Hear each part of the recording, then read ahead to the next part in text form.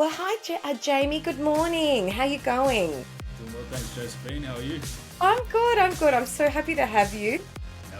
Kritharas. It's a really fantastic Greek name, and I love my Greek community in Melbourne. My partner's Greek. And so, Jamie, I'm really looking forward to this conversation because you have had such an interesting life and you're a young man, and I love that. You've done so much already, but I'm particularly interested because you spent a lot of time as a DJ, and I have a performing arts background too, and I know how that experience can really transfer to the business environment, but not everybody makes that leap. So can you start by just giving me a sense of what your DJ life was like, and then how did you make that transition?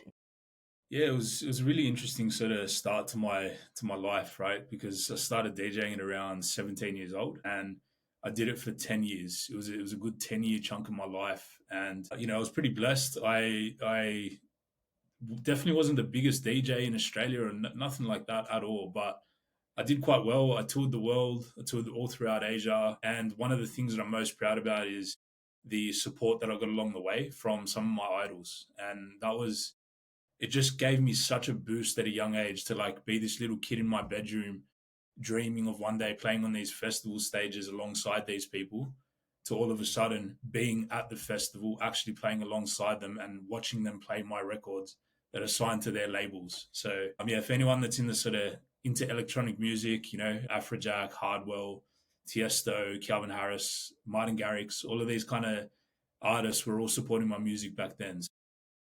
Yeah, it was a great phase of my life, touring the world, spending a lot of time in hotels and on planes. But like I said, the biggest thing that I took away from it was just backing myself at a young age and going against the grain and being defiant at a young age. When the typical sort of parents, they want you to go to uni, do the safe job, play the safe route, which I did as well. I went to uni, graduated as a property valuer, was in there for 2 months and 29 days. And one day before the probation period, I put in my notice and I left the next day. And I never Amazing. returned. I've never worked Not for again. you. So yeah, no, it was good. It was great. But basically towards the end there of my music career, I really wanted something that was a little bit less art and a bit more business, right? Something that I could actually scale and build a proper team and do business. I wanted to do business. I just had this itch to do it, and I was doing it through music. But that's where I just thought, let me look at what skills I have that are transferable. I have creativity, and I know how to read a room, right? Because I had to. That was my job, literally. And I don't know. I just kind of fell into the agency space after that, and yeah, here we are 6 years later. Amazing. And your business grew really quickly in the first 12 months. I think I've read that it went from 0 to 2 million. And sometimes you hear that and you think, is that real? But I think for you, it was real. Was that a bit of a shock to the system? Because that's huge growth in a very short amount of time. Yeah, and I want to make it clear too, because a lot of gurus out there, they put in all these massive revenues. That's revenue, right? Revenue is very different to profit. Like we didn't Yes. make $2 million and put it in our pockets and run for the hills in the first 12 months. We made $2 million in revenue, but the story that I tell, if people have watched some of my other podcasts, is a lot of that was reinvested back into the business. Actually, Of almost course. all of it was reinvested back into the business on staff. We didn't even pay ourselves wages in the first year, right? In marketing, in everything. So I just want to add that little grain of salt to it, so that entrepreneurs understand that that's what it's like. That's the reality in the start. You need to reinvest basically everything back in. And I think that was probably one of the ways that we were able to move so fast is we were good at selling, we made the money, but then we paid expert people to deliver the service because we didn't know how to deliver it at an expert level.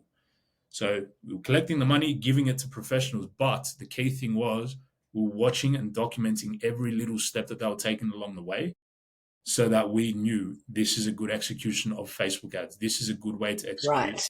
creative. This is a good way to execute web development, web design. And it was like an accelerated MBA is how I would Amazing. say it. Yeah. So that's important. So you were really tracking and monitoring all the way through. Did you use a particular system or systems for that, or was it just through talking to people that were in your team? What was the way you were? Because I think tracking and monitoring is crucial, really crucial. Yeah, so again, never really being in like corporate land. Like I spent just under 3 months working for Jones Lang LaSalle, which was quite a big company, but I'd never been in corporate land. So systems, processes, SOPs, like I had to look up what is an SOP, what is that? And yeah, just any form of tracking. Look, at the start, it definitely was not. It was very sort of Google Docs and spreadsheets here and there, and then we slowly moved into like Trello, and then we moved into Asana. Now we're on ClickUp, and we have all sorts of tools in the business to track absolutely everything. And you are right. When we started tracking things and measuring things and holding people accountable, that's when the business really took a leap and started to get very efficient. And that's when we truly started to become really, really good at what we do with our in-house team, right? Before that, it was just kind of just move, like sales there, just make the sale do the work, make the sale do the work. And it was not like, even if a client was leaving, like we weren't really tracking why, or if a team member was leaving, we weren't doing an exit interview. There's so many things that we weren't doing just because of, we were naive. But yeah, you can only improve something if you're tracking and measuring it, you know? Yeah, absolutely. And look, I think you're being a bit hard on yourself when you say naive. I think part of that is also when you're busy, those things tend to be the last things you think about. But I'm with you. I think particularly for CEOs, entrepreneurs, it's the first thing you should be looking at. The feedback systems, they're like your lifeblood. And particularly people that leave you, they can tell you a lot. Why Definitely. are they leaving you, whether it's customers or people? I totally agree. I think that's spot on. 100%. And look, at the start, I guess, we did it our way. And looking back on it in hindsight, I think it was the right way because at the same time, like, yeah, we weren't the most organized and systemized, but we were learning as we were doing. And I think that's where a lot of people that I speak to that are trying to start up a business, sometimes they do get a bit caught up in the let me make sure everything's perfectly organized before I take action. So I think it's important to balance those things. But yeah, it worked for us in the end, and I'm glad now that we're organized because it's a whole different beast now. And without that tracking, it'd be an absolute nightmare. And where was the moment where you thought, okay, this is actually going to work? Was there like a pivot or tipping point for you? Yeah, there actually was. I think it was when we got our first case study from Christian Avant. He's actually the founder of Milky Lane, and at the time that was huge for us. I remember being there, filming him talking about the results we were getting from Milky Lane, and I was just like, "This is it." Like as soon as we put this out, things are going to go well for us, and that is exactly what happened. It went really well from that point onwards, and then we just started collecting these testimonials and case studies as a like they were just like collector's items. Every time we did good work, we'd film it. We'd get the customer to say something and tell other people about how good we are, and then that just started to snowball. And yeah, that really was the moment where, for the first time, I'm like, okay, we have some credibility now. Like we can't be ignored now. So yeah, and still to this day, that ad's still running. Christian, if he ever listens to this, probably a bit annoyed with me now because how many people probably hit him up, but great testimonial, great results. So why not talk about it? Absolutely. Yeah. And we live in a world of that, don't we? We live in a world of reviews by other people. They can make you or break you, and a video testimonial is really, I think, really powerful. Easy to do, right? Even if you do it on your phone, it's easy to get that. Yeah, very easy. I mean, back then we got content creators out to go and film it professionally, and that was a good move. But yeah, we even have some from some even bigger brands than Milky Lane that are literally just the founder talking about their experience with us on the phone, and it's done so well for us because it's just that trust that people want to hear from other people, and that's just the way we are as human beings. We trust, in some cases, we trust other people's opinions more than our own. So We do. it's We an do. important thing to have for any business, not just agencies, any type of business, even if you're selling products. One of the first things that people go to is your reviews. So yeah, that there, I encourage any business owner to really focus, even incentivize that with your customers to do that for you. Like, hey, share your experience, we'll give you X. It's Yeah. just such a great tool. Yeah, it is. And you For you, I think what you're saying too is having the right people. So those people with expertise in the areas that maybe you were lacking, or the gaps you just identified. And I think you actually had a really big remote team and still do have a big Yes. remote team. What's your approach to really keeping good people, finding and keeping good people? Because I find a lot of leaders particularly complain to me about not being able to find people, firstly, and then not being able to keep good people. And I think that there are things that I always say, well, what are you doing? Because there are good people out there, so there's something you're doing. So tell us, what were the hacks for you? What were the intuitive things, and what are the things you learned? That's a great point. And what I will say is this: I've basically delegated everything in my business to someone else except for recruitment. So that is the one thing that I am so involved with still day to day. I'm doing first calls with people. You know, I've got tests that I send to people. There's so many processes which we'll go into in a second. But the most important thing is that I realized pretty early in the journey that people are my product. I don't have a product to sell. I can't ship you this product. My product is the people that I have in the crew that are delivering the service to my clients. That needs to be rock solid. And if I have good people, they will take care of my clients. So I realized that quite early, and that was a hack. Just that alone, just that Mm-hmm. mindset was a hack, because I think a lot of people just be quick to pass that off to someone else. Like, hey, just go find the people, go find the talent. You do the interviews. I don't have time for that. But if you get that right, everything else falls into place. The second thing is finding the people, like you said. How do you actually find these A players? Well, we have ads for every role that we for the key roles that we are always, growing in and needing to expand in. We have ads on 365 days a year, right? Whether we have a role available or not, Right. we have ads on, right? And I look at it the same way as like a high performing soccer coach would look at his team, in regards to, you've got your players that take to the field, your key players, your core team every day that are taking to the field, and then you've got a bench, right? And the people on the bench are just as good as the people on the field. And what that does is it kind of creates this, like, how to explain it? The people who are on the field, they want to perform. And my version of this is that I always have, for every role, and the team know this, we always have a few candidates that are ready to jump in at any time if Interesting. someone isn't a fit for us, or if someone leaves, or whatever the case may be. And they've seen that. When someone's left, next day there's someone in there. They understand that. So you have that continuity. Yeah. The business goes on. We must move forward. It's a shame to lose people, but we must move forward. And there is always someone on the bench that wants to join. And I'm having these conversations. I'm having coffee with people. I'm headhunting people. I'm speaking to people every single day that I feel would be a great fit for the business. And that is never an issue in our business, and the team knows it. And I think they respect it as well. The team definitely respect that, especially because there's no disruptions ever. Like if someone leaves, there's someone in, and they're like, well, okay, we're good. Amazing. It's not like we've got to pass all that work onto someone else. So yeah, finding people is just a matter of having that bench warm at all times. I do have ads all the time, but I also leverage recruiters as well for the same roles. And I'm very transparent with my recruiters about that. And yeah, I just try to attack it from every angle. And when we find someone as well, we put them through tests.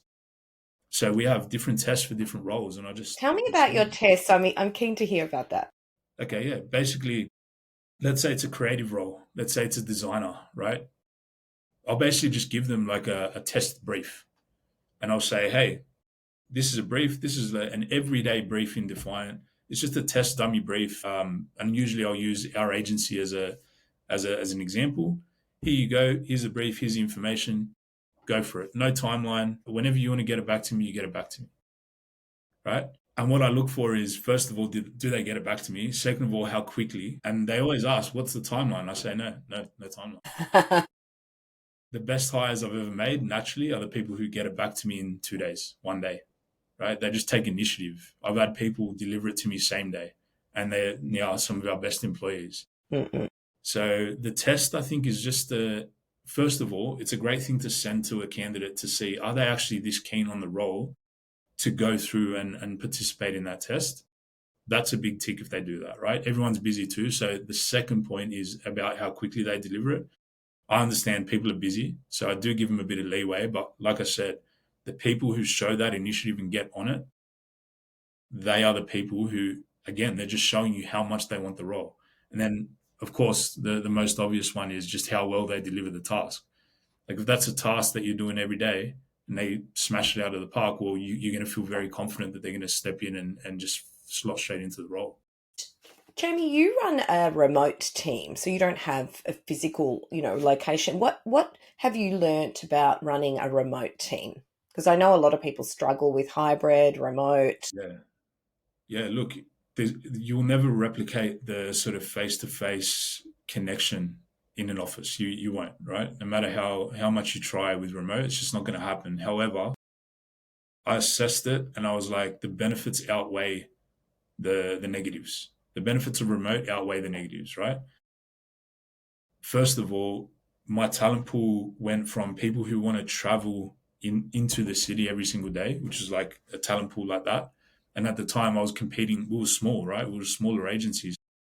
I was competing with the other agencies that could pay 10, 20, 30, 40 grand more for the same exact role. And they were just, even if I was identifying a talent and bringing someone on and giving them all the training, 6 months later, someone would tap them on the shoulder, give them 10 grand more, and they jump ship, right?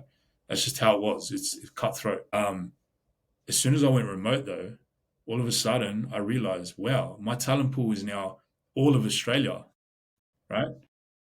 And there are super talented people everywhere, all over the place. The other great thing that I sort of rode the wave on is because everyone got a taste of remote with COVID, they wanted remote, right? Yes, They didn't want to travel into, a lot of people didn't want to travel into the city. they still don't. They still don't, right? So I was like, okay, let me ride this wave. Like I increased my talent pool. I'm giving people what they want. It's like a benefit to them. And yeah, like it just worked out so much better. The other thing was we also increased the average age of our employees from I think it was about like 21 or 22 at the time to like 29 or close to 30 now it probably is. That was another thing that we did after going remote because we realized there's a lot more people that have kids, right? Or they got mortgages, they needed to move a little bit out of the city because it's just the cost of living. But these are still super talented people. And the benefit that I wasn't even expecting with that was just how much easier I was able to sleep at night when I had fully fledged adults in the seats. And not to put any of the youngins down, but people who have a mortgage, they have kids, they have a family, they're serious about their roles, they appreciate their roles, right? Yes, They appreciate consistency in their life. Absolute game changer from a hiring perspective. And that was a hidden benefit of going remote that I'm gonna claim it. I'll claim it. But nah, it just came from making that decision. that's awesome. And what are the weekly team routines that you put in place to keep people motivated, to keep them engaged, keep them connected? Can you share some of those? Yeah, absolutely. So obviously the typical ones, just getting together on video calls with the entire team. We do that on Mondays and Fridays, and basically we just run around the room. We share any updates from a leadership level. So all the leaders in our team share their updates. Like it would take forever if every single person was talking on the call, but it's mainly the leaders sharing updates about their teams. Any announcements, we make the announcements, and then yeah, we just have a bit of an open forum and just have everyone just kind of chat towards the end. We share wins. That's a huge thing about remote culture. Sharing wins. We have a literal channel on Slack called Winning, and it's just going off all day with like, just got this result for a client. We just started with this client. 3 days later, this is the result. Like those kind of things. And I think that just pumps the team up because everyone wants to be dropping something into that chat. But the other thing, if anyone out there is remote, look up a software for Slack called Hey Taco. Have you heard of it, Josephine? No, I know I use Slack, but I haven't heard of Hey You haven't heard of Target. Hey Taco? Do you have a No. remote team? Yes, we do. Okay. Yes. Hey Taco, look into it.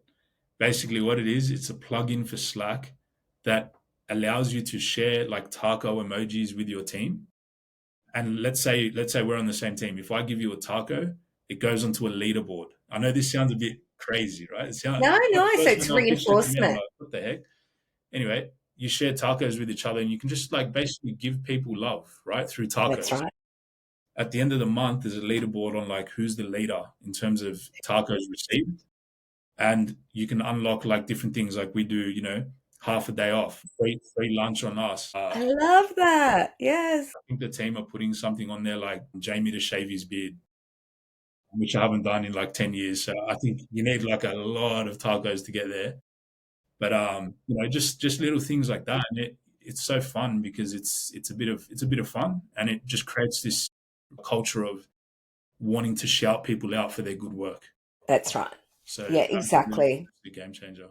I'll have a look at that. And I think that's really important. And it's got to be authentic, it's got to be, I think those systems go a little bit awry when they start to be, people get the bullshit meter in there and they start to think, oh, hang on, everybody's just giving everybody tacos. It doesn't it's not meaningful anymore. That's But right. if you use it in a meaningful way, I love that. That's why we have it in a winning chat, right? Yes. Because in that chat you can you can connect it to chats, and we have it in the winning chat. So whenever someone posts in there, they say 3 tacos for John. He just did this result, So Yeah. it's tied to a Tied to positive something. outcome. I love But it. yeah, it's been an absolute game changer for the remote culture. So yeah, highly recommend. Yeah, I love that. And because there's a little bit of fun competitiveness as well, which drives motivation, but you're still collaborating together and also that, we often by default give people feedback on what they can improve, but by default we don't think about necessarily rewarding people like that or giving them a thank you or, for every job well done, there'll be 5 or 6 you could have done this better. And Yeah, that's just our defaults, how our brain thinks. So what those systems do is they force you to kind of really address that bias. So I love that. I love it. 100%. So your father is involved in the business. Tell me a little bit about that because family systems and business systems can, not always work. So tell me about the dynamic and how it's shaped your business and your journey. Yeah, absolutely. This one's a good one for me because I always dreamed as a kid of getting into business with my dad. He was always the businessman. Like he was talking to me about tax and accounting and saving and all this kind of thing from since I can remember. He Lovely. said it was some of the first like discussions that we used to have when I was still learning, and I honestly remember it too. Like I remember always, always, always talking about business with my dad. Right. And all my life I was like, yeah, one day we're gonna do business together, blah blah blah. And then when DJing started taking off for me, I thought, oh, okay, yeah, no, that's not going to happen anymore. And I went against the grain, to be honest with you, because I just graduated from uni as a valuer, and I was taking that path, and I got a job at JLL, which is like a huge company, and everything on paper was looking great. And then I decided to pull the pin and go down the DJ route. And obviously, at the time, the advice was no, don't do that. That's stupid. That's not long term. Blah blah blah. So yeah, we kind of like I wouldn't say drifted apart, but that dream of getting into business together didn't look like it was going to happen. So yeah, so then what happened was, yeah, Define obviously started taking off, and he was actually retired, but I just needed him, eh? Like I needed his advice for Yes. legals. I needed someone who could do the accounting. So I just kind of I brought him back in, and honestly, like what a game changer when you actually make it work. Like to have in the back of your mind to know that such an important part of your business is being taken care of by someone who actually has your best interest and nothing else. There's no malice whatsoever. Like they literally want to see you succeed, and they're taking care of a big part of the business. Wow, like that is just amazing. So as hard as it is with family, sometimes the thing that's kept it alive and the thing that's kept it growing is just how important it has been. You know, there's absolutely no way I want to get involved with doing tax and legals, and my Not brain your just shut. thing. Honestly, my brain just shuts down when it comes to that kind of conversation. He is a beast at that. Like that's what he loves, and he doesn't have a creative bone in his body. So it's just a good partnership. I think any partnership, whether it's family or not, like I think that's the foundation for it. It should be two people coming together to make something greater, not two people coming together to step on each other's toes.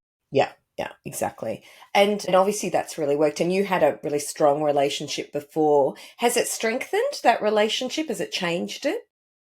Yeah, definitely. I think it's definitely strengthened it. Like, Mm. obviously, one thing is, my mom hasn't been the biggest fan because sometimes dinner Dinner's become a little bit too businessy, but we just can't help it. Like we're both two very passionate people, and still to this day, he works just as hard as anyone, harder than anyone else in the team.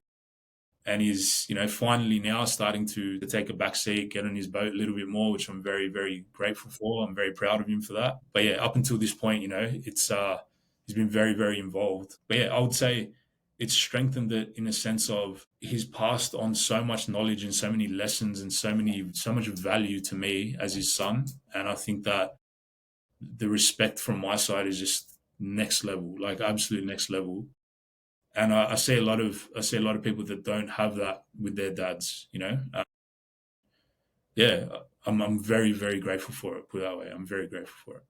I love that. And I love that he was talking about tax with you when you were when you were a kid. I love that. Yeah. How awesome. But Funny that now I hate it, but yeah, exactly. I think that that's, yeah, it's lovely to hear that. And isn't it interesting? I think sometimes we look at people in the later stages of their life and we don't value that wisdom. We don't respect that wisdom.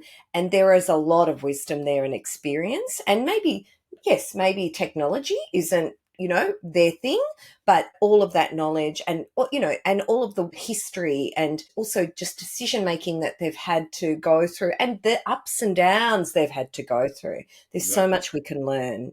Totally agree. Just Totally having agree. someone to be a soundboard too, like I think one thing about him is I'm very much like go go go go go like a million miles an hour, and sometimes to my detriment, I probably move too quick, right? And he's this guy that just kind of like brings me down to earth a little bit Mm, and just makes me think about it a second time. And sometimes I go against his advice, and that's perfectly fine. But I'll always listen to what he has to say. right. Yeah. Always. I'll never just dismiss what he has to say. I'll always Yeah. listen to it. And Yeah. yeah, it's a beautiful, beautiful Amazing. setup. And Jamie, so what are some of the ways? So you're a busy person, you're a CEO, you've got a big team. I mean, obviously, I love that you delegate. I think that's Yes. a really nice way of keeping yourself focused on what's important and working on the business. What, just before we go, I'm interested to know your personal hacks. What's your day like? What do you do to help you focus, stay motivated? Deal with the barriers that come your way, whether they're in your mind or in reality. What's your life, a day in the life of you look like that helps you Yeah. in the work you do, but also in your personal life? Yeah, no, it's a great question. And to me, really, it's blocking out my time in my calendar. Like a lot of people have to-do lists, right? And that works really well for them. I still have a to-do list, but anything that's really important, I don't put it on a list somewhere. Like I put it in my calendar and I run my life based on my calendar. What I've come to realize is time is the most valuable asset, and it's such a cliche. Everyone says it, but when it actually does click for you that that's the way the world works, it's just insane. So yeah, literally, if it's not in my calendar, like it doesn't exist. I even tell my wife, like, if there's anything important that we need to do, please put it in the calendar because that's how I run my life. So yeah, massive. That's been huge. Just blocking out like my morning, so I don't take any meetings in the morning. Look, what I want to say too is like that's taken me 6 years or 5 years, I would say. For the last year, I've been doing it like that, but it took me 5 years to be able to get to that. There's no way I could have blocked out my calendar when I was like trying to chase business and someone wanted to speak to me at 8 a.m. or 7 a.m. from the That's US right. Of or 9 p.m. from the US to close a deal. I would take that call course. day in, day out. But yeah, eventually over time, you can start structuring your day like that and just making business sustainable. I think that's the key. Like if you can just continue playing the game long enough, that's how you win. And that's the biggest people in my network, the billionaires. I know speak to billionaires who have billionaire clients, and then it's not like they've had some breakthrough genius Elon Musk idea. No, they've just been in the game. They've gone Yes. through it. They've been in it That for persistence. persistence, 10 years, 15 years in the game. And how? They've just made it sustainable. They've made it easy to show up every day with things like that. Yeah. Jamie, I do that too with my calendar. I totally agree. And people often say to me, how do you do everything you do? And it's for me, it's a game changer as well. And I agree. And I think that absolutely there's there's periods in the cycle of your business where you get to a point where you can make those decisions, and you can actually say no. And it's also what you need for your health, for your mental health, but also so that you show up like you're saying. So I really love that. So Jamie, before we go, what's next for you? Yeah, so it's actually a really exciting moment because right after this call, I'm actually going to go and inspect like a premises for Defiant. So yes, we are a remote company. We are completely remote, but this year we are actually going to be building a creative studio. So it's basically going to be like a warehouse conversion. We're going to turn it into a creative space, podcast room, Fantastic. cyclorama for photography, and it's just going to be a creative warehouse for us to create in. And that really is the next massive leap for us as an agency. Yeah, we're now 33 staff, which is awesome. We have proper leadership team in place, but yeah, being able to level it up and just offer another thing that just isn't available in the creative performance space. There's definitely creative studios, there's performance marketing companies, but someone who has all of these That's right. ingredients under the one roof, it's really going to set us apart. Yeah, very, very exciting. Yeah, really looking forward to that, and looking forward to what we can create in it. Well, fantastic, Jamie. I wish you all the best, and maybe we'll have another conversation and you can show us the premises at some point. I'd love that. Maybe we'll have to fly you down to Sydney and do a podcast when you do it. Exactly. I would love that. I would love that for sure. And maybe another conversation we could definitely have is about, we haven't really spoken about the leadership team and how that comes together for you. So that could be another conversation as well. So thank you so much, Jamie. I appreciate your time. Thank you so much for the conversation. Thanks for having me.